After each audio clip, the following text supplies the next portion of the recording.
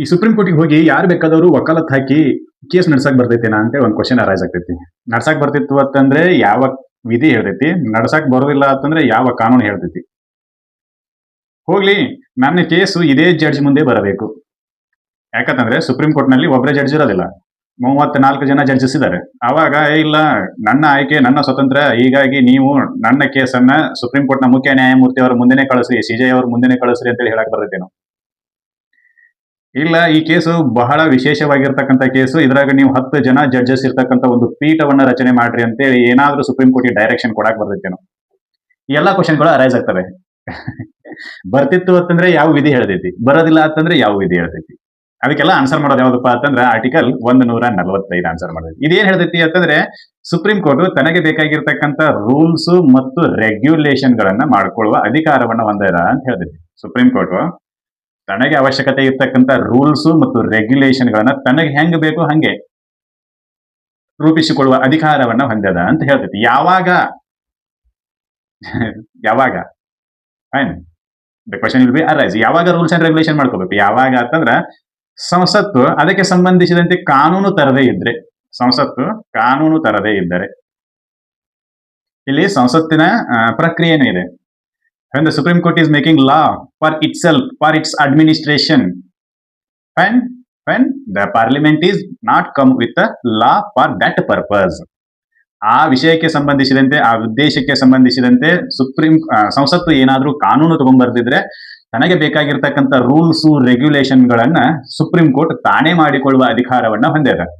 ಹಾಗಾಗಿ supreme court ನಲ್ಲಿ ಯಾರು ವಕಾಲತ್ ಹಾಕ್ಬೇಕು, ವಕಾಲತ್ ಯಾರು ಕೇಸ್ ಫೈಲ್ ಮಾಡಬೇಕು. ನಾನು ಹೋಗಿ ನನಗೆ ಇಲ್ಲ ಸರ್ ನಂದು LLB ಡಿಗ್ರಿ ಮುಗಿದದ, ಹೀಗಾಗಿ ನಾನು ಕೇಸನ್ನ ಫೈಲ್ ಮಾಡ್ತೀನಿ ಅಂತ ಹೇಳಿ ಹೋದ್ರೆ ಕೇಸ್ ಫೈಲ್ ಮಾಡಕ್ ಬರೋದಿಲ್ಲ. You shall be a designated as a advocate on record. Advocates on record ಇರ್ತಕ್ಕಂಥ ವ್ಯಕ್ತಿ ಮಾತ್ರ ಸುಪ್ರೀಂ ಕೋರ್ಟ್ ನಲ್ಲಿ ಕೇಸನ್ನ ಫೈಲ್ ಮಾಡಬಹುದು. ಇದು ನಮಗೆ ಗೊತ್ತಿರಬೇಕು. ಹೌದಾ?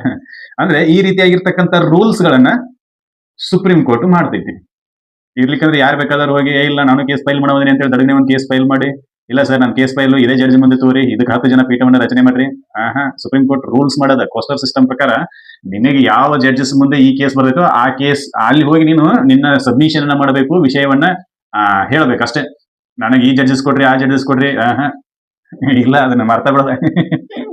ಏನು ಕೋಸ್ಟಲ್ ಸಿಸ್ಟಮ್ ಅಂತ ಹೇಳಿ ಒಂದಿರುತ್ತೆ, sorry roster system, coastal system, some little bit confusion about that. ಅಂದ್ರೆ ರೊಟೇಷನ್ ನಡೀತೈತಿ ಅಲ್ಲಿ. ಆ ರೊಟೇಷನ್ ಪ್ರಕಾರ ಆ ಕೇಸು ಆ ಜಡ್ಜಸ್ ಮುಂದೆ ಬರ್ತೈತಿ. You cannot go beyond that rules. ನೀವು ಆ ನಿಯಮವನ್ನ ದಾಟಿ ಹೋಗಕ್ ಬರೋದಿಲ್ಲ. ಅದನ್ನ ಸುಪ್ರೀಂ ಕೋರ್ಟೇ ಮಾಡೋದ, ಗೊತ್ತಿರಬೇಕು. ಆಮೇಲೆ ಯಾವ ಪ್ರಕರಣಗಳಲ್ಲಿ ಎಷ್ಟು ಜನ ಜಡ್ಜಸ್ ಇರಬೇಕು, ಬೇಲನ್ನ ಹೆಂಗ್ ಕೊಡಬೇಕು, ಇವೆಲ್ಲಗಳ ಬಗ್ಗೆನೂ ರೂಲ್ಸ್ ಇದೆ, ನಿಯಮಗಳಿದಾವೆ. ಯಾರು ಯಾವ ರೀತಿ ಕೋರ್ಟಿಗೆ ಬರಬೇಕು, ಸೀನಿಯರ್ ಅಡ್ವೊಕೇಟ್ಸ್ ಹೆಂಗ್ ಬರಬೇಕು, ಸೀನಿಯರ್ ಅಡ್ವೊಕೇಟ್ಸ್ ತಗೋರಿ ಈ ಫೈಲು ಸರ್ ನಂದು ಹಿಯರಿಂಗ್ ಮಾಡ್ರಿ ಅಂತ ಡಾಕ್ಯುಮೆಂಟ್ಸ್ ಅನ್ನ ಕೊಡಕ್ ಬರೋದಿಲ್ಲ. Senior is veteran advocate, he shall commence his argument only. ಅವರು ಆರ್ಗ್ಯುಮೆಂಟ್ ಅನ್ನ ಮಾಡಬೇಕು. Without a junior, senior cannot enter the court. Junior ಇಲ್ಲಿ ಸೀನಿಯರ್ ಕೋರ್ಟಿಗೆ ಬರುವಂತಿಲ್ಲ. ಯಾಕಂತಂದ್ರೆ ಏನಾದ್ರೂ ಡಾಕ್ಯುಮೆಂಟ್ಸ್ ಅನ್ನ ಕೊಡಬೇಕಾಗಿತ್ತು ಅಂದ್ರೆ ಜೂನಿಯರ್ಸ್ ಕೊಡಬೇಕು ಕೋರ್ಟ್ಗೆ, ಸೀನಿಯರ್ ತಗೋರಿ ಸಾಹೇಬ್ರತೆ ಕೊಡಕ್ ಬರೋದಿಲ್ಲ. That is that much of discipline is in supreme court. ಆ ರೀತಿಯಾಗಿರ್ತಕ್ಕಂಥ ಡಿಸಿಪ್ಲಿನ್ ಸುಪ್ರೀಂ ಕೋರ್ಟ್ ನಲ್ಲಿ ಐತಿ, ನಮ್ಗೆ ಗೊತ್ತಿರಬೇಕು. ಇದೆಲ್ಲವೂ ಎಲ್ಲೈತಿ, ರೂಲ್ಸ್ ನಲ್ಲಿ ಐತಿ. ಯಾವ ರೂಲ್ಸ್? ಆರ್ಟಿಕಲ್ 145 ಅಡಿಯಲ್ಲಿ ಮಾಡಿರ್ತಕ್ಕಂಥ ರೂಲ್ಸ್ ನಲ್ಲಿ ಇದನ್ನು ಬರ್ದಾರೆ. ಮತ್ತೇನೇನ್ ಬರ್ದಾರೆ ರೂಲ್ಸ್ ನಲ್ಲಿ ಅಂತ ಕೇಳಿದ್ರೆ, ಯಾವ ಪ್ರಕರಣಕ್ಕೆ ಸಂಬಂಧಿಸಿದಂತೆ ಎಷ್ಟು ಜನ ಜಡ್ಜಸ್ ಪೀಠದಲ್ಲಿ ಇರಬೇಕು ಅನ್ನೋದನ್ನ ಬರ್ದಾರೆ. ಯಾವ ಪ್ರಕರಣಕ್ಕೆ ಸಂಬಂಧಿಸಿದಂತೆ ಎಷ್ಟು ಜನ ಜಡ್ಜಸ್ ಪೀಠದಲ್ಲಿ ಇರಬೇಕು ಅಂದ್ರೆ ಪೀಠವನ್ನ ರಚನೆ ಮಾಡುವ ಅಧಿಕಾರವೂ ಕೂಡ ಸುಪ್ರೀಂ ಕೋರ್ಟ್ಗೆ ಸಂಬಂಧಪಟ್ಟೈತಿ, ಪೀಠದಲ್ಲಿ ಇರಬೇಕು. ಫಾರ್ ಎಕ್ಸಾಂಪಲ್, ಈಗ ಯಾವ್ದೋ ಒಂದು ಹೊಲ ಮನಿ ಕೇಸ್ ಐತಿ, ಹೈಕೋರ್ಟ್ ದಿಂದ ಡಿಸ್ಪೋಸ್ ಆಗೈತಿ, ಅದಕ್ಕೆ ನಾನು ಸಿಂಗಲ್ ಬೆಂಚ್ ಅನ್ನ ರೆಡಿ ಮಾಡ್ತೀನಿ, ಒಬ್ಬರೇ ಜಡ್ಜಸ್ ಇರ್ತಕ್ಕಂಥ ಬೆಂಚ್ ಅನ್ನ ರೆಡಿ ಮಾಡ್ತೀನಿ, ನಿನ್ನ ಫೈಲು ಅಲ್ಲೇ ಹೋಗ್ಬೇಕು. ಈ ಪ್ರಕರಣದಲ್ಲಿ ಡಬಲ್ ಬೆಂಚ್ ಇರಬೇಕು, 2 ಜನ ಜಡ್ಜಸ್ ಪೀಠದಲ್ಲಿ ಇರಬೇಕು. ಆಮೇಲೆ ಮತ್ತೊಂದು ಯಾವುದೋ ವಿಷಯಕ್ಕೆ ಸಂಬಂಧಿಸಿದಂತೆ ಫುಲ್ ಬೆಂಚ್ ಅನ್ನ ರೆಡಿ ಮಾಡ್ತೀನಿ, ಇದರಲ್ಲಿ 3 ಜನ ಜಡ್ಜಸ್ ಇರಬೇಕು. ಈ ರೀತಿಯಾಗಿರ್ತಕ್ಕಂಥ ರೂಲ್ ಗಳನ್ನ ಅಲ್ಲಿ ಬರ್ತಾರೆ. ಯಾವ ಪ್ರಕರಣದಲ್ಲಿ ಎಷ್ಟು ಜನ ಜಡ್ಜಸ್ ಪೀಠದಲ್ಲಿ ಇರಬೇಕು ಅನ್ನೋದನ್ನ ತೀರ್ಮಾನ ಮಾಡೋದು ಕೂಡ supreme court. You cannot say that sir this is an important case, you shall construct the bench of the 5 peoples of the judges. 5 ಜನ ಜಡ್ಜಸ್ ಇರ್ತಕ್ಕಂಥ ಬೆಂಚ್ ಅನ್ನ ನೀವು ರೆಡಿ ಮಾಡ್ರಿ ಅಂತ ಹೇಳಕ್ ಬರೋದಿಲ್ಲ. You cannot say to the supreme court. Supreme court is decide the severity of the case and make a benches according with that. ಅದಕ್ಕೆ ಸಂಬಂಧಿಸಿದಂತೆ ಅದರ ಸಿವಿಯಾರಿಟಿಯನ್ನ ನೋಡಿ ಆ ಪ್ರಕರಣದಲ್ಲಿರ್ತಕ್ಕಂಥ ವಿಷಯಗಳಿಗೆ ಸಂಬಂಧಿಸಿದಂತೆ ಅಥವಾ ನ್ಯಾಯಿಕ ಪ್ರಶ್ನೆಗಳಿಗೆ ಸಂಬಂಧಿಸಿದಂತೆ ಪೀಠಗಳನ್ನು ರಚನೆ ಮಾಡಲಾಗ್ತೈತೆ ಹೊರತಾಗಿ ನಮ್ಮ ರಿಕ್ವೆಸ್ಟ್ ನ ಮೇಲೆಗೆ ಅಥವಾ ನಮ್ಮ ಆದೇಶದ ಮೇರೆಗೆ ನೀವು ಆದೇಶಂತರ ಮಾಡಕ್ಕೆ ಬರೋದಿಲ್ಲ. ಆ ಮಾತು ಬೇರೆ. ಒಂದು ವೇಳೆ ನೀವು ಮಾಡ್ತೀನಿ ಅಂದ್ರೂ ಅವ್ರು ಕೇಳೋದಿಲ್ಲ, ಕೇಳುವಂತದ್ದಲ್ಲ. ಯಾಕಂತಂದ್ರೆ ಆದೇಶವನ್ನ ಮಾಡುವ ಅಧಿಕಾರ ಇರೋದು ಸುಪ್ರೀಂ ಕೋರ್ಟ್ಗೆ ಹೊರತಾಗಿ ಬೇರೆ ಯಾರಿಗೂ ಇಲ್ಲ. ಇದು ಅಂದ್ರೆ ಯಾವ ಪ್ರಕರಣದಲ್ಲಿ ಎಷ್ಟು ಜನ ಜಡ್ಜಸ್ ಪೀಠದಲ್ಲಿ ಇರಬೇಕು ಅನ್ನೋದನ್ನ ಡಿಸೈಡ್ ಮಾಡೋದು ಕೂಡ ಸುಪ್ರೀಂ ಕೋರ್ಟ್. ಇದು ನಮಗೆ ಗೊತ್ತಿರಬೇಕು. ಇನ್ನು ಕೆಲವೊಂದಿಷ್ಟು ವಿಷಯಗಳಿವೆ. ಅದು ಏನ್ ಹೇಳ್ತೈತಿ, ಅದು ರೂಲ್ಸ್ ಗಳಲ್ಲಿನ ಬರೀತಾರೆ. ಅದೇನ್ ಹೇಳ್ತೈತಿ ಅಂತ ಹೇಳಿ ನೋಡೋಣ. ಯಾವುದೋ ಒಂದು ವಿಷಯ ಸಂವಿಧಾನಾತ್ಮಕ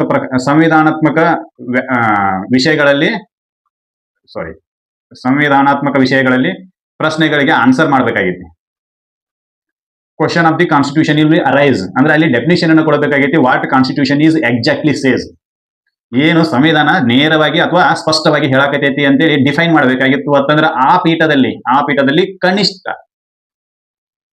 ಕನಿಷ್ಠ 5 ಜನ ಜಡ್ಜಸ್ ಇರಲೇಬೇಕು. 5 ಜನ ಜಡ್ಜಸ್ ಇರಲೇಬೇಕು. ಇದನ್ನ ನಾವು ಏನಂತ ಕರಿತೀವಿ ಅಂತಂದ್ರೆ ಸಂವಿಧಾನಾತ್ಮಕ ಪೀಠ ಅಂತ ಹೇಳಿ ಕರಿತೀವಿ. ಇದನ್ನ ಕಾನ್ಸ್ಟಿಟ್ಯೂಷನಲ್ ಬೆಂಚ್ ಅಂತ ಕರೀತಾರೆ. ನೆನಪಲ್ಲಿ ಇರಬೇಕು. ಅಂದ್ರೆ ಸಂವಿಧಾನಾತ್ಮಕ ವಿಷಯಗಳಿಗೆ ಸಂಬಂಧಿಸಿದಂತೆ ಸಂವಿಧಾನವನ್ನ ಅರ್ಥೈಸುವ ಯಾವುದೇ ಪ್ರಕರಣವು ಸುಪ್ರೀಂ ಕೋರ್ಟ್ನ ಮುಂದೆ ಬಂದಾಗ ಅಲ್ಲಿ ಕನಿಷ್ಠ 5 ಜನ ಜಡ್ಜಸ್ ಇರಬೇಕು. ಸರ್ ಕನಿಷ್ಠ 5 ಜನ ಜಡ್ಜಸ್ ಇರಬೇಕು, ಹಂಗಾದ್ರೆ ಗರಿಷ್ಠ ಎಷ್ಟು ಇರಬೇಕು ಅಂತ ಕೇಳಿದ್ರೆ ಗರಿಷ್ಠ ಎಲ್ಲಾ ಜಡ್ಜಸ್ ಕೂಡ ಬೆಂಚ್ನೇ ಕೂಡಬಹುದು. ಕೇಶವಾನಂದ ಭಾರತಿ ಪ್ರಕರಣದಲ್ಲಿ ಆ ಟೈಮ್ಕ ಸುಪ್ರೀಂ ಕೋರ್ಟ್ ನಲ್ಲಿ ಇರ್ತಕ್ಕಂಥ ಜಡ್ಜಸ್ ಗಳ ಸಂಖ್ಯೆ 13. ಆ ಪ್ರಕರಣದಲ್ಲಿ ಈ ಎಲ್ಲಾ 13 ಜನ ಜಡ್ಜಸ್ ಸಿಟ್ಟಿಂಗ್ ಒಳಗಿದ್ರು, ಪೀಠದಲ್ಲಿದ್ರು. ಅಂದ್ರೆ severity of the constitutional matter is like that ಅಂತ. ಅಲ್ಲಿ ಏನಾಗಿತ್ತು ಅಂತಂದ್ರೆ ಕೇಶವಾನಂದ ಭಾರತಿ ಪ್ರಕರಣದಲ್ಲಿ ಗೋಲಕ್ನಾಥ್ ಪ್ರಕರಣದಲ್ಲಿ ನೀಡಿರತಕ್ಕಂಥ ತೀರ್ಪನ್ನು ಕೂಡ ಪರಾಮರ್ಶೆ ಮಾಡಬೇಕಾಗಿತ್ತು. ಹೌದಾ? ಅದಕ್ಕೆ ಏನ್ ಮಾಡಿದ್ರು ಅಂತಂದ್ರೆ ಪೀಠ ಎಂತಾದ್ರೂ ರಚನೆ ಮಾಡಿದ್ರು ಅಂತಂದ್ರೆ ಎಷ್ಟು ಜನ ಜಡ್ಜಸ್ ಎಲ್ಲರೂ ಪೀಠದಲ್ಲಿ ಕೂತ್ರೆ ಅಂದಾಗನೆ ಬೇಸಿಕ್ ಸ್ಟ್ರಕ್ಚರ್ ಅಂತಕ್ಕಂಥ ತೀರಾ ಹೊರಗೆ ಬಿತ್ತು. ಇಲ್ಲಾದ್ರೆ ಅದು ಜಜ್ಮೆಂಟ್ ಹೆಂಗ್ ಬಂತು? 7:6 7-6 ಅಂತರದಿಂದ ಬಂದದ. ಒಂದ್ ಸೀಟ್ ಎಲ್ಲಾರ ಈ ಕಡೆ ಆಗಿರ್ತಾರೆ ಜಜ್ಮೆಂಟ್ ಉಲ್ಟಾ ಪಲ್ಟಾ ಅಷ್ಟು ಚಂದ ಬಂದದ ಜಜ್ಮೆಂಟ್. ಅದು ಇರ್ಲಿ, ಕನಿಷ್ಠ 5 ಜನ ಇರಲೇಬೇಕು. ಗರಿಷ್ಠ ಎಷ್ಟಾದ್ರೂ ಇರ್ಲಿ, ನೋ ಪ್ರಾಬ್ಲಮ್. ಎಷ್ಟಾದ್ರೂ ಅಂದ್ರೆ ನೀವು ಎಸ್ಟಾಬ್ಲಿಷ್ಡ್ ಸಂಖ್ಯೆಯನ್ನ ದಾಟಿ ಏನೋ ಮಾಡಕ್ ಬರಂಗಿಲ್ಲ. ಈಗ ಸಂವಿಧಾನದಲ್ಲಿ ಎಸ್ಟಾಬ್ಲಿಷ್ಡ್ ಸಂಖ್ಯೆ ಎಷ್ಟಿದೆ ಅಂದ್ರೆ 34 ಜನ ಜಡ್ಜಸ್ ಇರಬೇಕು ಅಂತ ಹೇಳಿದೆ. ಆ 34 ಜನ ಜಡ್ಜಸ್ ಅನ್ನು ನೀವು ಒಂದೇ ಪೀಠದಲ್ಲಿ ಕೂಡಿಸಬಹುದು, ಏನು ತೊಂದರೆ ಇಲ್ಲ. ಆದ್ರೆ 36-37 ಜನ ಕೂಡಿಸಕ್ ಬರೋದಿಲ್ಲ. ಯಾಕಂತಂದ್ರೆ there is no establishment of this vacancies. ಹೌದಾ? ಸೀಟ್ಗಳನ್ನ ಅಷ್ಟು ಎಸ್ಟಾಬ್ಲಿಷ್ಮೆಂಟೇ ಮಾಡಿಲ್ಲ ಅಂದ್ಬಳಕ್ ನೀವು ಅದನ್ನ ಮಾಡಕ್ ಬರೋದಿಲ್ಲ. ಕನಿಷ್ಠ 5 ಜನ ಇರಬೇಕು. ಇದಕ್ಕೆ ಇನ್ನೊಂದು ಐತಿ ಕನಿಷ್ಠ 5 ಜನ ಇರತಕ್ಕಂಥ ವಿಷಯ. ಯಾವ್ದಪ್ಪ ಅಂತಂದ್ರೆ ಆರ್ಟಿಕಲ್ 145 ಉಪಬಂಧ 3 ಅಡಿಯಲ್ಲಿ ಇನ್ನೊಂದು ಕೇಸಿಗೆ ಪ್ರಕರಣಕ್ಕೆ ಸಂಬಂಧಿಸಿದಂತೆ ಸುಪ್ರೀಂ ಕೋರ್ಟ್ ನಲ್ಲಿ 5 ಜನ ಜಡ್ಜಸ್ ಇರ್ತಕ್ಕಂಥ ಬೆಂಚ್ ಅನ್ನ ರೆಡಿ ಮಾಡಬೇಕು. ಆ ವಿಷಯ ಯಾವ್ದಪ್ಪ ಅಂತಂದ್ರೆ ಆರ್ಟಿಕಲ್ 143 ಅಡಿಯಲ್ಲಿ ರಾಷ್ಟ್ರಪತಿಗಳು ರೆಫರೆನ್ಸ್ ಕೇಳಿದ್ರು ಅಂತಂದ್ರೆ, ಸಜೆಷನ್ ಕೇಳಿದ್ರು ಅಂತಂದ್ರೆ, ರಾಷ್ಟ್ರಪತಿ ಅವರಿಗೆ ಅಡ್ವೈಸ್ ಮಾಡಬೇಕಾಗಿರ್ತಕ್ಕಂಥ ವಿಷಯಕ್ಕೆ ಸಂಬಂಧಿಸಿದಂತೆ ಏನಾದ್ರೂ ಬೆಂಚ್ ಅನ್ನ ರೆಡಿ ಮಾಡಬೇಕಾಗಿತ್ತು ಅಂತಂದ್ರೆ ಅದು ಕೂಡ ಕನಿಷ್ಠ 5 ಜನ ಜಡ್ಜಸ್ ಇರ್ತಕ್ಕಂಥ ಬೆಂಚ್ ಇರಬೇಕು. The minimum 5 ಜನ judges shall be sitting in the bench to advise the president for the particular question. ರಾಷ್ಟ್ರಪತಿ ಕೇಳಿರ್ತಕ್ಕಂಥ ನಿರ್ದಿಷ್ಟವಾಗಿರ್ತಕ್ಕಂಥ ಪ್ರಶ್ನೆಗಳಿಗೆ ಉತ್ತರ ಮಾಡಬೇಕಾದಾಗ ಕನಿಷ್ಠ 5 ಜನ ಜಡ್ಜಸ್ ಇರ್ತಕ್ಕಂಥ ಬೆಂಚ್ ಅನ್ನ ರೆಡಿ ಮಾಡಬೇಕು. 5 ಜನ ಜಡ್ಜಸ್ ಇರ್ತಕ್ಕಂಥ ಬೆಂಚ್ ಎಲ್ಲೆಲ್ಲಿ? ಒಂದು ಸಂವಿಧಾನಾತ್ಮಕ ವಿಷಯಗಳಿಗೆ, ಇನ್ನೊಂದು ರಾಷ್ಟ್ರಪತಿಗೆ ಅಡ್ವೈಸ್ ಮಾಡುವ ಸಂದರ್ಭದಲ್ಲಿ. ಆರ್ಟಿಕಲ್ 145 ಉಪಬಂಧ 3 ಅಡಿಯಲ್ಲಿ ರಾಷ್ಟ್ರಪತಿಯವರು ಅಡ್ವೈಸ್ ಯಾವ ಕಾನೂನಿನ ಅಡಿಯಲ್ಲಿ ಕೇಳ್ತಾರೆ? 143 ಅಡಿಯಲ್ಲಿ. ಇದು ನಮಗ್ ಗೊತ್ತಿರಬೇಕು. ಇಲ್ಲ ರಾಷ್ಟ್ರಪತಿಗೆ ನ್ಯಾಯಕ್ಕೆ ಅಡ್ವೈಸ್ ಕೊಡಕ್ ಹೋಗ್ಲಿ, ನಾ ಒಬ್ಬನೇ ಕೊಡ್ತೀನಿ, ಐ ಆಮ್ ದಿ CJ ಅಂತೇಳಿ ಹೇಳಕ್ ಬರೋದಿಲ್ಲ. ಏನ ಕಾನೂನ ಹೇಳ್ತೈತಿ? ಕಾನೂನಲ್ಲ, ಸಂವಿಧಾನವೇ ಹೇಳ್ತೈತಿ. ಏನಂತೇಳಿ ಆರ್ಟಿಕಲ್ 145 ಉಪಬಂಧ 3 ಅಡಿಯಲ್ಲಿ 2 ವಿಷಯಗಳಿಗೆ ಸಂಬಂಧಿಸಿದಂತೆ ನೀವು 5 ಜನ ಜಡ್ಜಸ್ ಇರ್ತಕ್ಕಂಥ, ಕನಿಷ್ಠ 5 ಜನ ಜಡ್ಜಸ್ ಇರ್ತಕ್ಕಂಥ ಪೀಠವನ್ನು ರಚಿಸಬೇಕು. ಒಂದು ಸಂವಿಧಾನಾತ್ಮಕ ವಿಷಯಗಳಿಗೆ ಸಂಬಂಧಿಸಿದಂತೆ, ಇನ್ನೊಂದು ರಾಷ್ಟ್ರಪತಿಗೆ ಅಡ್ವೈಸ್ ಕೊಡುವ ಸಮಯದಲ್ಲಿ. Supreme Court shall construct the 5 peoples of the judges in that sitting or in that bench. ಇದು ನಮಗೆ ಗೊತ್ತಿರಬೇಕು. ಇನ್ನು ಮುಂದಿದ್ದು ಸರ್, ಪೀಠಗಳನ್ನ ಏನೋ ರಚನೆ ಮಾಡಿದ್ರೆ ಜಜ್ಮೆಂಟ್ ಅದ ಕತಿ ಏನು? ಯಾಕಂತಂದ್ರೆ ಡಬಲ್ ಬೆಂಚ್ ನ ರೆಡಿ ಮಾಡ್ರಿ, ಫುಲ್ ಬೆಂಚ್ ನ ರೆಡಿ ಮಾಡ್ರಿ, ಕಾನ್ಸ್ಟಿಟ್ಯೂಷನಲ್ ಬೆಂಚ್ ನ ರೆಡಿ ಮಾಡಿದ್ರಿ. ಇಲ್ಲಿ 2 ಜನ ಇರ್ತಾರೆ, ಇಲ್ಲಿ ಫುಲ್ ಬೆಂಚ್ ನಾಗ 3 ಜನ ಇರ್ತಾರೆ, ಇಲ್ಲಿ ಕಾನ್ಸ್ಟಿಟ್ಯೂಷನಲ್ ಬೆಂಚ್ ನಾಗ ಮಿನಿಮಮ್ 5 ಜನ ಇರ್ತಾರೆ. ಜಜ್ಮೆಂಟ್ ಯಾರದನ್ನ ಜಾರಿ ಮಾಡೋಣ ಸರ್ ಅಂತ ಹೇಳಿ ನಿಮ್ ಕ್ವಶನ್ ಇರ್ತೈತಿ. ಯಾರು ಜಜ್ಮೆಂಟ್ ಅನ್ನ ಜಾರಿ ಮಾಡೋಣ? ಇಲ್ಲಿ ಇಬ್ಬರು ಜನ ಇರ್ತಾರೆ, ಇಬ್ರು ಒಂದೊಂದ್ ತರ ಜಜ್ಮೆಂಟ್ ಬರೀತಾರೆ. ಇವ್ರು ಫೇವರ್ ಆಗಿ ಬರೀತಾರೆ, ಇವ್ರು ಅಪೋಸಿಟ್ ಆಗಿ ಬರೀತಾರೆ. ಇಲ್ಲಿ 3 ಜನ ಇರ್ತಾರೆ, ಇಲ್ಲಿ ಇಬ್ರು ಫೇವರ್ ಆಗಿ ಬರೀತಾರೆ, ಒಬ್ರು ಅಪೋಸಿಟ್ ಆಗಿ ಬರೀತಾರೆ. ಯಾರ್ದು ಜಜ್ಮೆಂಟ್ ಅನ್ನ ಜಾರಿ ಮಾಡೋಣ? ಅವಾಗನು ಆನ್ಸರ್ ಮಾಡ್ತಾ ಇದ್ದೆ ಏನು ಅಂತಂದ್ರೆ ಬಹುಮತದ ತೀರ್ಪನ್ನ ಜಾರಿಗೆ ತುಂಬರಿ. ಸಾರಿ, ಬಹುಮತದ ತೀರ್ಪನ್ನ ಜಾರಿಗೆ ತುಂಬಬೇಕು. Majority judgment will be enforced ಅಂತ ಅಂದ್ರೆ ಯಾವುದೇ ಪ್ರಕರಣದಲ್ಲಿ ಜಡ್ಜಸ್ಗಳ ಸಂಖ್ಯೆಯ ಆಧಾರದ ಮೇಲೆ ಎಷ್ಟು ಜನ ಜಡ್ಜಸ್ಗಳು ಒಂದ್ ರೀತಿ ಬರ್ತಾರೆ ಮತ್ತು ಎಷ್ಟು ಜನ ಜಜ್ಮೆಂಟ್ಗಳು ಅವರು ಜಡ್ಜಸ್ ಅವ್ರ ಅಪೋಸಿಟ್ ಆಗಿ ಬರ್ತಾರೆ ಅನ್ನೋದ್ರ ಮೇಲೆ ಯಾವ ಜಜ್ಮೆಂಟ್ ಜಾರಿಗೆ ಬರಬೇಕು ಅನ್ನೋದನ್ನ ಹೇಳ್ತಾರೆ ಅಷ್ಟೇ. ಈಗ ಒಂದು ಪ್ರಕರಣ ಐತಿ, ಇಲ್ಲಿ 3 ಜನ ಜಡ್ಜಸ್ ಇದ್ದಾರೆ. 3 ಜನರಲ್ಲಿ ಇಬ್ರು ಒಂದು ತರ ಬರೀಲೇಬೇಕು. ಫೇವರ್ ಬರೀಬೇಕು, ಇಲ್ಲ ಅಪೋಸಿಟ್ ಬರೀಬೇಕು. ಫೇವರ್ ಆಗಿ ಬರೋದ್ರು ಅಂತಂದ್ರೆ ಫೇವರ್ ಜಜ್ಮೆಂಟ್ ಜಾರಿಗೆ ಬರುತ್ತೆ, ಅಪೋಸಿಟ್ ಆಗಿ ಬರೋದ್ರೆ ಅಪೋಸಿಟ್ ಜಜ್ಮೆಂಟ್ ಬರುತ್ತೆ. ಸೊ ಮತ್ತೆ ಇವರು ಒಬ್ಬರೇ ಸಿಂಗಲ್ ಜಜ್ಮೆಂಟ್ ಬರ್ದಿರ್ತಾರೆ, 3 ಜನ ಪೀಠದಲ್ಲಿ ಒಬ್ರು ಅಪೋಸಿಟ್ ಆಗಿ ಬರ್ದಿರ್ತಾರೆ, ಅವ್ರ ಕಥೆ ಏನು? ಅದು ಜಜ್ಮೆಂಟ್ ಜಾರಿಗೆ ಬರೋದಿಲ್ಲ, ಆದ್ರೆ ನೀವು ಅದನ್ನ ಡೈಸೆಂಟ್ ಜಜ್ಮೆಂಟ್ ಅಂತ ಪ್ರೊನೌನ್ಸ್ ಮಾಡಬಹುದು. ಓಪನ್ ಕೋರ್ಟ್ ನಲ್ಲಿ ಈ ಜಜ್ಮೆಂಟ್ ಅನ್ನು ಕೂಡ ನೀವು ಅನೌನ್ಸ್ ಮಾಡಬಹುದು. There is no question bar at all. ಇಲ್ಲ ಇವ್ರಿಬ್ರದ್ದು ಒಂದೇ ರೀತಿ ಜಜ್ಮೆಂಟ್ ಐತಿ, ಇದನ್ನ ಮಾತ್ರ ನಾನು ಓಪನ್ ಕೋರ್ಟ್ ನಲ್ಲಿ ಹೇಳಬೇಕು, ಏನು ಇಲ್ಲ. ನೀವು ಓಪನ್ ಕೋರ್ಟ್ ನಲ್ಲಿ ಎಲ್ಲಾ ಜಜ್ಮೆಂಟ್ ಗಳನ್ನ ಪ್ರೊನೌನ್ಸ್ ಮಾಡಬಹುದು, ಆದ್ರೆ ಬಹುಮತದ ಜಜ್ಮೆಂಟ್ ಮಾತ್ರ ಜಾರಿಗೆ ಬರ್ತೈತಿ. ಇದು ನಮಗೆ ಗೊತ್ತಿರಬೇಕು. ಸರ್ ಹಂಗಾದ್ರೆ ಇಬ್ರು ಜನ ಇದ್ದಲ್ಲಿ ಒಬ್ರು ಫೇವರ್ ಆಗಿ ಬರ್ದಿರ್ತಾರೆ, ಇಬ್ರು ಅಪೋಸಿಟ್ ಆಗಿ, ಒಬ್ರು ಫೇವರ್ ಆಗಿ ಬರ್ದಿರ್ತಾರೆ, ಒಬ್ರು ಅಪೋಸಿಟ್ ಆಗಿ ಬರ್ದಿರ್ತಾರೆ. ಅವಾಗ ಕತೆ ಏನ್ರಿ ಅಂತಂದ್ರೆ ಅವಾಗ ಏನ್ ಮಾಡ್ತಾರೋ ಅಂತಂದ್ರೆ ಈ ಜಜ್ಮೆಂಟ್ ಅನ್ನ ಮತ್ತು ಹೆಚ್ಚಿನ ಪೀಠಕ್ಕೆ ವರ್ಗಾಯಿಸ್ತಾರೆ. ಒಬ್ರು ಫೇವರ್ ಆಗಿ ಬರ್ದಾರೆ, ಇನ್ನೊಬ್ರು ಅಪೋಸಿಟ್ ಆಗಿ ಬರ್ದಾರೆ, ಯಾವುದೇ ಜಜ್ಮೆಂಟ್ ಅನ್ನು ಇಲ್ಲಿ ಜಾರಿ ಮಾಡಕ್ ಬರೋದಿಲ್ಲ. ಅವಾಗ ಏನ್ ಮಾಡ್ತಾರೋ ಅಂತಂದ್ರೆ ಇದನ್ನ ಡಬಲ್ ಬೆಂಚ್ ಇದನ್ನ ಫುಲ್ ಬೆಂಚಿಗರ ಇಲ್ಲ ಕಾನ್ಸ್ಟಿಟ್ಯೂಷನಲ್ ಬೆಂಚಿಗರ ವರ್ಗಾವಣೆ ಮಾಡ್ತಾರೆ. ಇದು ನಮಗೆ ಗೊತ್ತಿರಬೇಕು.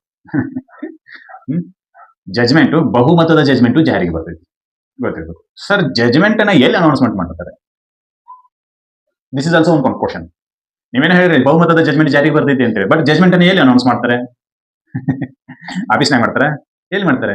ಎಲ್ಲಿ ಮಾಡ್ತಾರೋ ಅಂತಂದ್ರೆ ತೆರೆದ ನ್ಯಾಯಾಲಯದಲ್ಲಿ ಮಾಡುತ್ತಾರೆ. ತೆರೆದ ನ್ಯಾಯಾಲಯ, ಓಪನ್ ಕೋರ್ಟ್.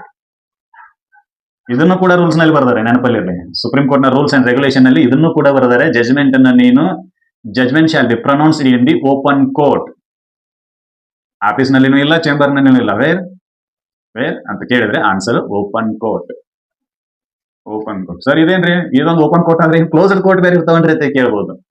ಓಪನ್ ಕೋರ್ಟ್ ಅಂತಂದ್ರೆ ಏನಪ್ಪಾ ಅಂತಂದ್ರೆ ಪ್ರಕರಣಗಳ ಕಲಾಪಗಳು ನಡೆಯುವ ಜಾಗ. ಕಲಾಪಗಳು ನಡೆಯುವ ಜಾಗ ಅಂದ್ರೆ ಎವಿಡೆನ್ಸ್, ಆರ್ಗ್ಯುಮೆಂಟ್ ಆ ಜಾಗ. ಕೋರ್ಟಿನಲ್ಲಿ 2 ಭಾಗಗಳಿರ್ತವೆ. ಒಂದು ಆಫೀಸು, ಕಚೇರಿ, ಇನ್ನೊಂದು ಓಪನ್ ಕೋರ್ಟ್. ಕಚೇರಿಯಲ್ಲಿ ಕೇಸ್ ಫೈಲಿಂಗು, ಆಮೇಲೆ ಸಮನ್ಸ್ ಇಶ್ಯೂ ಮಾಡೋದು, ಆಮೇಲೆ ಫೀಸ್ ತುಂಬೋದು, ಈ ಎಲ್ಲ ಕೆಲಸಗಳು ನಡೀತವೆ. ಓಪನ್ ಕೋರ್ಟ್ ನಲ್ಲಿ ಎವಿಡೆನ್ಸ್, ಆರ್ಗ್ಯುಮೆಂಟ್, ಈ ರೀತಿಯಾಗಿರ್ತಕ್ಕಂಥ ಕೇಸ್ಗಳು ನಡೀತವೆ. ಅಲ್ಲಿ ಗೊತ್ತಿರಬೇಕು. ಓಪನ್ ಕೋರ್ಟ್ ನಲ್ಲಿ ಆರ್ಗ್ಯುಮೆಂಟ್, ಎವಿಡೆನ್ಸ್, ವಿಟ್ನೆಸ್ ಬಾಕ್ಸ್ ನಲ್ಲಿ ನಾನು ದೇವರ ಹೆಸರಿನಲ್ಲಿ ಪ್ರಮಾಣ ಮಾಡುತ್ತೇನೆ, ಪ್ರಮಾಣ ಮಾಡಿ ಸತ್ಯವನ್ನ ಹೇಳುತ್ತೇನೆ, ಸತ್ಯವನ್ನಲ್ಲದೆ ಬೇರೇನೂ ಹೇಳುವುದಿಲ್ಲ, ನಾನು ಹೇಳುವುದೆಲ್ಲ ಸತ್ಯ, ಈ ರೀತಿ ಪ್ರಮಾಣ ಮಾಡಿ ವಿಟ್ನೆಸ್ ಬಾಕ್ಸ್ ನಲ್ಲಿ ನಿಲ್ಲಿಸಿ ಎವಿಡೆನ್ಸ್ ಅನ್ನ ತಗೊಳ್ಳೋದು, ಆಮೇಲೆ ಆರ್ಗ್ಯುಮೆಂಟ್ ಮಾಡೋದು, ಈ ಎಲ್ಲವೂ ಕೆಲಸ ಓಪನ್ ಕೋರ್ಟ್ ನಲ್ಲಿ ನಡೀತೈತಿ. ಸುಪ್ರೀಂ ಕೋರ್ಟ್ ನಲ್ಲಿ ಸರ್ ಎವಿಡೆನ್ಸ್ ತಗೋತಾರೇನ್ರಿ? ಇಲ್ಲ. ಸುಪ್ರೀಂ ಕೋರ್ಟ್ ನಲ್ಲಿ ಕೇವಲ ಕ್ವಶನ್ ಆಫ್ ಲಾಗಳ ಮೇಲೆ ಅಪೀಲ್ ಮಾಡಿರೋದ್ರಿಂದ ಅಲ್ಲಿ ಕೇವಲ ಆರ್ಗ್ಯುಮೆಂಟ್ ಅಷ್ಟೇ ಇರ್ತೈತೆ ಹೊರತಾಗಿ ಎವಿಡೆನ್ಸ್ ಅದು ಏನೂ ಇರೋದಿಲ್ಲ. ಇದು ಗೊತ್ತಿರಬೇಕು. ಎವಿಡೆನ್ಸ್ ಅದು ಇರೋದಿಲ್ಲ ಸುಪ್ರೀಂ ಕೋರ್ಟ್ ನಲ್ಲಿ, ಕೇವಲ ಆರ್ಗ್ಯುಮೆಂಟ್. ವಿಷಯಾಂತರ ಆಗ್ಬಾರ್ದಲ್ಲ. ಓಪನ್ ಕೋರ್ಟ್ ನಲ್ಲಿ ಜಜ್ಮೆಂಟ್ ಅನ್ನ ಪ್ರೊನೌನ್ಸ್ ಮಾಡಬೇಕು ಅಂತ ಹೇಳಿ, ಹೌದಾ? ನೀ ಡೈಸೆಂಟ್ ಜಜ್ಮೆಂಟ್ ಅನ್ನ ಪ್ರೊನೌನ್ಸ್ ಮಾಡು, ಇಲ್ಲ ಅಂತಂದ್ರೆ ಮೆಜಾರಿಟಿ ಜಜ್ಮೆಂಟ್ ಅನ್ನ ಪ್ರೊನೌನ್ಸ್ ಮಾಡು, what ever it may B. ಯಾವುದೇ ಜಜ್ಮೆಂಟ್ ಅನ್ನ ಪ್ರೊನೌನ್ಸ್ ಮಾಡೋದಿದ್ರು ನೀವು ಓಪನ್ ಕೋರ್ಟ್ ನಲ್ಲಿ ಮಾಡಬೇಕು. That is an compulsory. It shall be ಅಂತ ಕಂಪಲ್ಸರಿ, ಕಡ್ಡಾಯವಾಗಿ ನೀನು ಅಲ್ಲಿ ಮಾಡಲೇಬೇಕು. ಬೇರೆ ಕಡೆ ಇಲ್ಲಿ ನಿಮಗೆ ಅವಕಾಶ ಇಲ್ಲ. ಇದು ನಮಗೆ ಗೊತ್ತಿರಬೇಕು. ಇದಿಷ್ಟು ರೂಲ್ಸ್ಗಳು ಆರ್ಟಿಕಲ್ 145 ಅಡಿಯಲ್ಲಿ. ಸರ್ ರೂಲ್ಸ್ ಏನೋ ಮಾಡಿದ್ರಿ, ಜಜ್ಮೆಂಟ್ ಬರಿಸಿದ್ರಿ, ಈ ಜಜ್ಮೆಂಟ್ ಅನ್ನು ಬರೆಯಕ್ಕೆ ಬೇರೆ ಯಾರಿಗೂ ಸಹಾಯ ಇಲ್ಲೇನ್ರಿ? ಫಾರ್ ಎಕ್ಸಾಂಪಲ್ ಸ್ಟೆನೋ, ಜಜ್ಮೆಂಟ್ ಏನ್ ಸಾಹೇಬರು ಕೈಲೇ ಬರೆಯೋದಿಲ್ಲ, ಅವ್ರು ಏನ್ ಮಾಡ್ತಾರೋ ಅಂತಂದ್ರೆ ಡಿಕ್ಟೇಟ್ ಮಾಡ್ತಾರೆ. ಯಾರಿಗೆ? ಸ್ಟೆನೋಗೆ. ಅಂದ್ರೆ ಅವ್ರ ಸ್ಟಾಫ್. ಹಂಗಾದ್ರೆ ಈ ಸ್ಟಾಫ್ ಅನ್ನ ಯಾರು ನೇಮಕ ಮಾಡ್ಕೋತಾರೆ? ಸಿಬ್ಬಂದಿಗಳನ್ನ ಯಾರು ನೇಮಕ ಮಾಡ್ಕೋತಾರೆ? ಅದು ಬೇಕಲ್ಲ. ಸಿಬ್ಬಂದಿಗಳನ್ನ ಯಾರು ನೇಮಕ ಮಾಡ್ಕೋತಾರೆ ಅಂತಂದ್ರೆ ಅದನ್ನು ಸುಪ್ರೀಂ ಕೋರ್ಟ್ ನ ಮುಖ್ಯ ನ್ಯಾಯಮೂರ್ತಿಗಳು ಮಾಡ್ಕೊಂತಾರೆ. ಇಲ್ಲ ಅಂತಂದ್ರೆ ಮುಖ್ಯ ನ್ಯಾಯಮೂರ್ತಿಗಳು ಯಾರಿಗೆ ನೇಮಕ ಮಾಡ್ಕೊಂತ ಹೇಳಿರ್ತಾರಲ್ಲ ಆ ಆಫೀಸರ್ ಮಾಡ್ಕೊಂತಾನೆ, ಆ ಅಧಿಕಾರಿ ಮಾಡ್ಕೊಂತಾರೆ. ನೆನಪಲ್ಲಿ ಇರ್ಬೇಕು. ಏನು? ಸುಪ್ರೀಂ ಕೋರ್ಟ್ ನ ಸಿಬ್ಬಂದಿಗಳ ನೇಮಕ ಮಾಡಿಕೊಳ್ಳುವ ಅಧಿಕಾರವೂ ಕೂಡ ಸಿಜೆಐ ಅವರಿಗೆ ಇದೆ. ಒಂದು ವೇಳೆ ಸಿಜೆಐ ಅವರು ಈ ಅಧಿಕಾರವನ್ನ ಬೇರೆ ಅಧಿಕಾರಿಗೆ ವಹಿಸಿದ್ರು ಅಂತಂದ್ರೆ ಅವ್ರು ನೇಮಕ ಮಾಡ್ಕೊತಾರೆ. ಅಧಿಕಾರಿಗೆ ವಹಿಸಿದ್ರು ಅಂತಂದ್ರೆ ಅವರು ನೇಮಕ ಮಾಡ್ಕೊತಾರೆ. ಇದು ನಮಗೆ ಗೊತ್ತಿರಬೇಕು. ಸುಪ್ರೀಂ ಕೋರ್ಟ್ ನಲ್ಲಿ ಆಡಳಿತಕ್ಕೆ ಸಂಬಂಧಿಸಿದಂತೆ ಸಿಬ್ಬಂದಿಗಳನ್ನ ನೇಮಕ ಮಾಡಿಕೊಳ್ಳುವ ಸಲುವಾಗಿ SDA, FDA, manager, whatever it may be, ಸಿಬ್ಬಂದಿಗಳನ್ನ ನೇಮಕ ಮಾಡಿಕೊಳ್ಳುವ ಸಂದರ್ಭದಲ್ಲಿ ನೇಮಕ ಮಾಡಿಕೊಳ್ಳುವ ಅಧಿಕಾರ ಯಾರಿಗಿರ್ತೈತಿ ಅಂತಂದ್ರೆ ಮುಖ್ಯ ನ್ಯಾಯಮೂರ್ತಿಗಳಿಗಿರ್ತೈತಿ. ಅಥವಾ ಮುಖ್ಯ ನ್ಯಾಯಮೂರ್ತಿಗಳು ಈ ಕೆಲಸವನ್ನ ಬೇರೆ ಯಾರಿಗಾದ್ರೂ ವಹಿಸಿದ್ರು ಅಂತಂದ್ರೆ ಅವ್ರು ಮಾಡ್ಕೋಬೇಕು. ಸುಪ್ರೀಂ ಕೋರ್ಟ್ ಹೇಳ್ತೈತಿ, ಸಂವಿಧಾನ ಹೇಳ್ತೈತಿ ಸಿಜೆಐ ಅವರೇ ಮಾಡ್ಕೋರಿ ಅಂತ ಹೇಳಿ. ಸಿಜೆಐ ಅವರು ಕೆಲಸದ ನಿಮಿತ್ತ ಈ ಕೆಲಸವನ್ನ ಬೇರೆದವ್ರಿಗೆ ಏನಾದ್ರೂ ವಹಿಸಿದ್ರು ಅಂತಂದ್ರೆ ಅವ್ರು ಮಾಡ್ಕೋಬೇಕು ಅಷ್ಟೇ. ಮತ್ತೇನಿದೆ ಸರ್, ಸಿಬ್ಬಂದಿನ ನೇಮಕ ಮಾಡ್ಕೊಂಡ್ರಿ, ಓಕೆ, ನಾವಿಲ್ಲ ನಂಗಿಲ್ಲ. ಸಿಬ್ಬಂದಿಗೆ ಪೇಮೆಂಟ್ ಎಲ್ಲಿಂದ ಕೊಡ್ತೀರಿ? ಜಡ್ಜಸ್ ಗಳಿಗೆ ಪೇಮೆಂಟ್ ಕೊಡ್ರಿ, ಎಲ್ಲಿಂದ ಕೊಡ್ಬೇಕು ಅಂತ ಹೇಳಿ ನೀವು ಬರೆದ್ರಿ, ಹೇಳಿದ್ರಿ. ಸಿಬ್ಬಂದಿಗೆ ಪೇಮೆಂಟ್ ಅನ್ನು ಎಲ್ಲಿಂದ ಕೊಡ್ಬೇಕು ಸರ್? ಸಿಬ್ಬಂದಿಗೆ ಪೇಮೆಂಟ್, ಅಲವನ್ಸ್, ಭತ್ಯೆ, ಪಿಂಚಣಿ ಎಲ್ಲವನ್ನು ಎಲ್ಲಿಂದ ಕೊಡಬೇಕು ಅಂತಂದ್ರೆ ಕನ್ಸಾಲಿಡೇಟೆಡ್ ಫಂಡ್ ಆಫ್ ಇಂಡಿಯಾ, ಭಾರತದ ಸಂಚಿತ ನಿಧಿಯಿಂದ ಕೊಡಬೇಕು. ಅಂದ್ರ ಅವ್ರ ಪೇಮೆಂಟ್ ಅನ್ನು ನೀವು ನಿಲ್ಸಂಗಿಲ್ಲ. ಇದರ ಮೂಲಕ financial independent of the supreme court ಏನು ಅಂತೇಳಿ ಗೊತ್ತಾಕೈತಿ. ಫೈನಾನ್ಷಿಯಲ್ ಇಂಡಿಪೆಂಡೆಂಟ್ ಅಂದ್ರೆ ಕನ್ಸಾಲಿಡೇಟೆಡ್ ಫಂಡ್ ದಿಂದ ನಿಮಗೆ ಪೇಮೆಂಟ್ ಕೊಡಕತ್ತಿದ್ರು ಅಂತಂದ್ರೆ ನಿಮ್ಮ ಪೇಮೆಂಟ್ ಅನ್ನ ಯಾವ ಕಾಲಕ್ಕೂ ನಿಲ್ಸಕ್ ಬರೋದಿಲ್ಲ. ಇದು ಗೊತ್ತಿರಬೇಕು. ಆದ್ರೆ ಅಪ್ರೂವಲ್ ಬೇಕು. ಯಾರ್ದು? ರಾಷ್ಟ್ರಪತಿಯವರ ಅಪ್ರೂವಲ್ ಬೇಕು. ಹಣಕಾಸಿನ ವಿಷಯಕ್ಕೆ ಸಂಬಂಧಿಸಿದಂತೆ ಏನಾದ್ರೂ ನೀನು ನಿಯಮಗಳನ್ನ ಮಾಡಕತ್ತಿದ್ರಿ ಅಂತ ನಿಯಮಗಳನ್ನ ಮಾಡಕ್ ನಾವು ಬ್ಯಾಡ ಅನ್ನಂಗಿಲ್ಲ, ನೀವು ಮಾಡ್ರಿ. ಆದ್ರೆ ರಾಷ್ಟ್ರಪತಿಯವರ ಅಪ್ರೂವಲ್ ಬೇಕು, ಅನುಮತಿ ಬೇಕು. ಫಾರ್ ಎಕ್ಸಾಂಪಲ್, ಸುಪ್ರೀಂ ಕೋರ್ಟ್ ನ ಜಡ್ಜಸ್ ಗಳಿಗೆ ಪೇಮೆಂಟ್ ಅನ್ನ FNJPC ಸ್ಕೀಮ್ ಅಂತೇಳಿ ಆ ಸ್ಕೀಮ್ ಅಡಿಯಲ್ಲಿ, ಆ ಯೋಜನೆ ಅಡಿಯಲ್ಲಿ ಕೊಡ್ತಾರೆ. ಕೇಂದ್ರ ಸರ್ಕಾರದ ನೇರ ಇದಕ್ಕೆ ಬರೋದಿಲ್ಲ, ಅದು ಹಣಕಾಸಿನ ಆಯೋಗದ ಅಡಿಯಲ್ಲಿ ಬರೋದಿಲ್ಲ. ಅದು ಅದೆಲ್ಲಿಗೆ ಬರ್ತೈತಿ ಅಂತಂದ್ರೆ FNJPC ಸುಪ್ರೀಂ ಕೋರ್ಟ್ ನ ಸ್ವಂತ ಸ್ಕೀಮ್ ಇದೆ, ಅದರ ಅಡಿಯಲ್ಲಿ ಬರ್ತೈತಿ. ಅದರ ಪ್ರಕಾರನೇ ಅವರೇ ವರ್ಷಕ್ಕಿಂತಿಷ್ಟು FA ಹೆಚ್ಚಿಗೆ ಮಾಡಬೇಕು, TA ಹೆಚ್ಚಿಗೆ ಮಾಡಬೇಕು, DA ಹೆಚ್ಚಿಗೆ ಮಾಡಬೇಕು, ಎಲ್ಲವೂ ಅದು FNJPC ಸ್ಕೀಮ್ ನ ಅಡಿಯಲ್ಲಿನೇ ಬರ್ತೈತಿ. ಅದಕ್ಕೆ ಗೌರ್ಮೆಂಟ್ ಅವರು ಏನೂ ಕೈ ಆಡ್ಸಂಗಿಲ್ಲ. ನೀವ್ ಏನ ಮಾಡ್ಕೊರಿ, ಅದಕ್ಕೆ ರಾಷ್ಟ್ರಪತಿಯವರ ಅನುಮತಿ ಬೇಕು ಅಂತ ಅವ್ರು ಹೇಳ್ತಾರೆ. ಇಷ್ಟೇ ಸರ್. ಹಂಗಾದ್ರೆ ಸೇವಾ ಷರತ್ತುಗಳನ್ನು ಯಾರು ಡಿಸೈಡ್ ಮಾಡ್ತಾರೆ? ರಾಷ್ಟ್ರಪತಿ ಅವರು ಡಿಸೈಡ್ ಮಾಡ್ತಾರೆ, ಸುಪ್ರೀಂ ಕೋರ್ಟ್ ಅವರು ಡಿಸೈಡ್. ಈಗ ಸಿಬ್ಬಂದಿಯನ್ನು ನೇಮಕ ಮಾಡ್ಕೊಂಡ್ರಿ, ಅವರಿಗೆ ಪೇಮೆಂಟ್ ಅನ್ನು ನೀವೇ ಡಿಸೈಡ್ ಮಾಡಿದ್ರಿ, ಆದ್ರೆ ಅಪ್ರೂವಲ್ ರಾಷ್ಟ್ರಪತಿ ಬೇಕಷ್ಟೇ. ಇನ್ನು ಸೇವಾ ಷರತ್ತುಗಳು ಇರ್ತಾವಲ್ಲ, SDA ಇದೇ ಕೆಲಸ ಮಾಡಬೇಕು, FDA ಇದೇ ಕೆಲಸ ಮಾಡಬೇಕು, ಹಿಂಗೆ ಕೆಲಸ ಮಾಡಬೇಕು, ಅದನ್ನ ಯಾರು ಡಿಸೈಡ್ ಮಾಡ್ತಾರೆ? ಅದನ್ನ ಯಾರ ಅನುಮತಿನೂ ಇಲ್ಲ, ಏನೂ ಇಲ್ಲ, ಅದನ್ನ ಡಿಸೈಡ್ ಮಾಡೋರು ಯಾರಪ್ಪ ಅಂತಂದ್ರೆ CJI ಡಿಸೈಡ್ ಮಾಡ್ಬೇಕು. ಇರ್ಲಿಲ್ಲ ಅಂತಂದ್ರೆ ಅವರಿಂದ ನೇಮಕವಾದ ವ್ಯಕ್ತಿ, ಆ ಕೆಲಸಕ್ಕೆ ನೇಮಕವಾದ ಅಧಿಕಾರಿ ಮಾಡ್ಬೇಕು, ಅಷ್ಟ, ಮತ್ತೇನಿಲ್ಲ. ಇಷ್ಟೇ ನೋಡ್ರಿ. ಸಿಬ್ಬಂದಿಗೆ ವೇತನವನ್ನ ಕೊಡುವುದು, ವೇತನವನ್ನ ಡಿಸೈಡ್ ಮಾಡೋದು ಎಲ್ಲವೂ ಯಾರು ಮಾಡ್ತಾರೆ? CJI ಅವರೇ ಮಾಡ್ತಾರೆ. ಆದ್ರೆ ಅನುಮತಿ ರಾಷ್ಟ್ರಪತಿ ಅವ್ರದ್ದು ಬೇಕು. ಸೇವಾ ಷರತ್ತುಗಳಿಗೆ ಸಂಬಂಧಿಸಿದಂತೆ ಈಗ ನಾನು SDA ಏನ್ ಕೆಲಸ ಮಾಡಬೇಕು, FDA ಏನ್ ಕೆಲಸ ಮಾಡಬೇಕು, ಕೆಲಸ ಮಾಡದಿದ್ರೆ ಏನು ಪನಿಷ್ಮೆಂಟ್ ಕೊಡಬೇಕು, ಯಾವ ರೀತಿ ಎನ್ಕ್ವೈರಿ ಮಾಡಬೇಕು, ಅದೆಲ್ಲವನ್ನು ಡಿಸೈಡ್ ಮಾಡೋದು CJI ಅವರೇ. ಅಲ್ಲಿ ಯಾರು ಅನುಮತಿ ಅವಶ್ಯಕತೆ ಇಲ್ಲ. ಇದು ಗೊತ್ತಿರಬೇಕು. ಇದು ಆರ್ಟಿಕಲ್ 145 ಅಡಿಯಲ್ಲಿ ನಿಯಮಗಳಿವು. ಇದು 146 ಅಡಿಯಲ್ಲಿ ಸುಪ್ರೀಂ ಕೋರ್ಟ್ಗೆ ಬೇಕಾಗಿರ್ತಕ್ಕಂಥ ಸಿಬ್ಬಂದಿಗಳನ್ನ ಅಪಾಯಿಂಟ್ಮೆಂಟ್ ಮಾಡ್ಕೊಳ್ಳೋದು, ಅವರ ಸೇವಾ ಷರತ್ತುಗಳನ್ನ ನಿರ್ಧರಿಸೋದು, ಅವರಿಗೆ ಪೇಮೆಂಟ್ ಅನ್ನ ವಿತರಿಸೋದು ಆರ್ಟಿಕಲ್ 146 ಅಡಿಯಲ್ಲಿ ಬರ್ತಕ್ಕಂಥದ್ದು. ಇನ್ನೊಂದು ಬರ್ತೈತಿ ಇಂಟರ್ಪ್ರಿಟೇಷನ್ ಅಂತೇಳಿ, ಅರ್ಥೈಸುವಿಕೆ. ಏನ್ ಅರ್ಥೈಸುವಿಕೆ ನೋಡೋಣ. ಆರ್ಟಿಕಲ್ 147 ಸುಪ್ರೀಂ ಕೋರ್ಟ್ಗೆ ಡೈರೆಕ್ಷನ್ ಮಾಡ್ತೈತಿ. ಏನಂತೇಳಿ? ಭಾಗ 5 ಮತ್ತು ಭಾಗ 6 ಈ ವಿಷಯಗಳಿಗೆ ಸಂಬಂಧಿಸಿದಂತೆ. ಭಾಗ 5 ಏನ್ ಬರ್ತೈತಿ? ಕೇಂದ್ರ ಸರ್ಕಾರ ಬರ್ತೈತಿ, ಕೇಂದ್ರ ಸರ್ಕಾರ. ಭಾಗ 6 ರಾಜ್ಯ ಸರ್ಕಾರ ಇರ್ತೈತಿ. ಇಲ್ಲಿ ಏನಾದ್ರೂ ತೊಂದರೆಗಳು ಉಂಟಾಗಿತ್ತು ಅಥವಾ ನ್ಯಾಯಿಕ ಬಿಕ್ಕಟ್ಟು ಬಂದಿತ್ತು, ಇಲ್ಲಿ ಏನಾದ್ರೂ ಡೆಫಿನಿಷನ್ ಅನ್ನು ಕೊಡಬೇಕಾಗಿತ್ತು, ವ್ಯಾಖ್ಯಾನ ಮಾಡಬೇಕಾಗಿತ್ತು, ಸಂವಿಧಾನದ ವ್ಯಾಖ್ಯಾನವನ್ನ ಮಾಡಬೇಕಾಗಿತ್ತು ಅಂತಂದ್ರೆ ನೀವೇನ್ ಮಾಡ್ಬೇಕು ಅಂತಂದ್ರೆ ಸಂವಿಧಾನ ಜಾರಿಗೆ ಬರುವ ಪೂರ್ವದಲ್ಲಿ ಇರ್ತಕ್ಕಂಥ ಕಾಯ್ದೆಗಳನ್ನ ಒಂದ್ಸಲ ನೋಡ್ಬೇಕು. ಈ ಕಾಯ್ದೆಗಳ ಬೆಳಕಿನಲ್ಲಿ ಅವುಗಳನ್ನ ವ್ಯಾಖ್ಯಾನ ಮಾಡಬೇಕು. ಈ ರೀತಿ ಬರ್ದಾರ. ಸರಿ, ಯಾಕೆ ಹಿಂಗ ಅಂತಂದ್ರೆ ಸಂವಿಧಾನ ಜಾರಿಗೆ ಬರುವಕ್ಕಿಂತ ಪೂರ್ವದಲ್ಲಿ ಏನಾಗಿತ್ತು ಅಂದ್ರೆ 1935 ಭಾರತ ಸರ್ಕಾರದ ಕಾಯ್ದೆ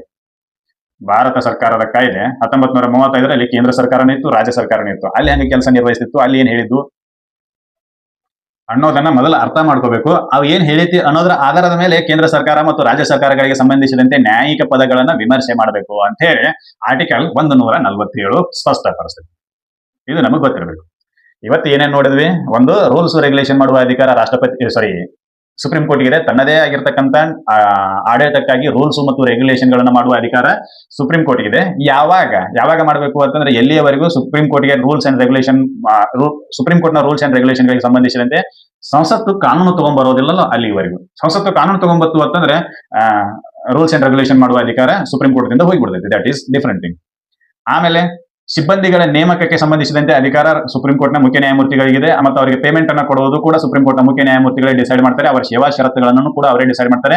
ಪೇಮೆಂಟ್, ಅಲೋವನ್ಸ್, ಭತ್ಯೆ ಮತ್ತು ಪಿಂಚಣಿ ಇವುಗಳಿಗೆ ಸಂಬಂಧಿಸಿದಂತೆ ನೀವು ಏನೇ ಕಾನೂನುಗಳನ್ನ ರೂಲ್ಸ್ ಗಳನ್ನ ಮಾಡ್ರಿ, ಬ್ಯಾಡ್ ಅನ್ನೋದಿಲ್ಲ. ಆದ್ರೆ ಅದಕ್ಕೆ ರಾಷ್ಟ್ರಪತಿಯವರ ಅಪ್ರೂವಲ್ ಬೇಕು ಅಂತ ಹೇಳಿ ಇದಿಷ್ಟು ಗೊತ್ತಿರಬೇಕು. ಆಮೇಲೆ ಭಾಗ 5 ಮತ್ತು ಭಾಗ 6ಕ್ಕೆ ಸಂಬಂಧಿಸಿದಂತೆ ನ್ಯಾಯಿಕ ಪದಗಳನ್ನು ವಿಮರ್ಶೆ ಮಾಡುವ ಸಲುವಾಗಿ ಏನಾದ್ರೂ ನಿಮ್ ಮುಂದೆ ಕೇಸು ಪ್ರಕರಣ ಬಂದಿತ್ತು ಅಂತಂದ್ರೆ ಅವಾಗ ಆ ಪ್ರಕರಣವನ್ನ ಡಿಸೈಡ್ ಮಾಡೋದು ಹೆಂಗಪ್ಪ ಅಂತಂದ್ರ ಸಂವಿಧಾನ ಜಾರಿಗೆ ಬರೋಕ್ಕಿಂತ ಮುಂಚೆ ಇದ್ದ ಕಾನೂನುಗಳನ್ನ ನೀವು ಓದಿ ಅವುದರ ಬೆಳಕಿನಲ್ಲಿ ನೀವು ಡಿಸೈಡ್ ಮಾಡ್ರಿ ಅಂತ ಹೇಳ್ತಾರೆ. ಇದಿಷ್ಟು ಗೊತ್ತಿರಬೇಕು. ಇದಿಷ್ಟು ಮಾಹಿತಿ ಈ ವಿಡಿಯೋದಲ್ಲಿ ಏನೋ ರೂಲ್ಸ್ ಅಂಡ್ ರೆಗ್ಯುಲೇಷನ್ ಗಳ ಬಗ್ಗೆ, ಅಪಾಯಿಂಟ್ಮೆಂಟ್ ಗಳ ಬಗ್ಗೆ, ಆಮೇಲೆ ಈ ಇಂಟರ್ಪ್ರಿಟೇಷನ್ ಗಳ ಬಗ್ಗೆ ಈ ವಿಡಿಯೋದಲ್ಲಿ ನೋಡಿದ್ವಿ. ಈ ವಿಡಿಯೋದಲ್ಲಿ ನೀಡಿದ ಮಾಹಿತಿ ನಿಮಗೆಲ್ಲ ಇಷ್ಟ ಆಗಿದೆ ಅಂತ ನಾನು ಅನ್ಕೊಂತೀನಿ. ಇಷ್ಟ ಆಗಿತ್ತು ಅಂದ್ರೆ ಈ ಮಾಹಿತಿನ ಎಲ್ಲರಿಗೂ ಶೇರ್ ಮಾಡ್ರಿ, ಚಾನಲ್ ಅನ್ನ ಸಬ್ಸ್ಕ್ರೈಬ್ ಮಾಡ್ರಿ, ಲೈಕ್ ಕಮೆಂಟ್ ಮಾಡ್ರಿ, ಕಮ್ಗ ತಿನ್ರಿ, ಕಮ್ಗ ಓದ್ರಿ. ಇಷ್ಟ ನಮ್ದು ರಿಕ್ವೆಸ್ಟ್.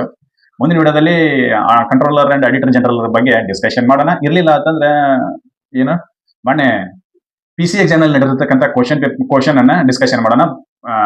ಯಾವ ಪಾಠ ಬಗ್ಗೆ? ಕಾನ್ಸ್ಟಿಟ್ಯೂಷನ್ ಗಳ ಪಾಠಗಳ ಬಗ್ಗೆ, ಕಾನ್ಸ್ಟಿಟ್ಯೂಷನ್ ಬಗ್ಗೆ ಡಿಸ್ಕಷನ್ ಮಾಡೋಣ. ಅಲ್ಲಿವರೆಗೂ ಆರಾಮಾಗಿರ್ರಿ. ಧನ್ಯವಾದಗಳು. ಮತ್ತೆ ಸಿಗೋಣ.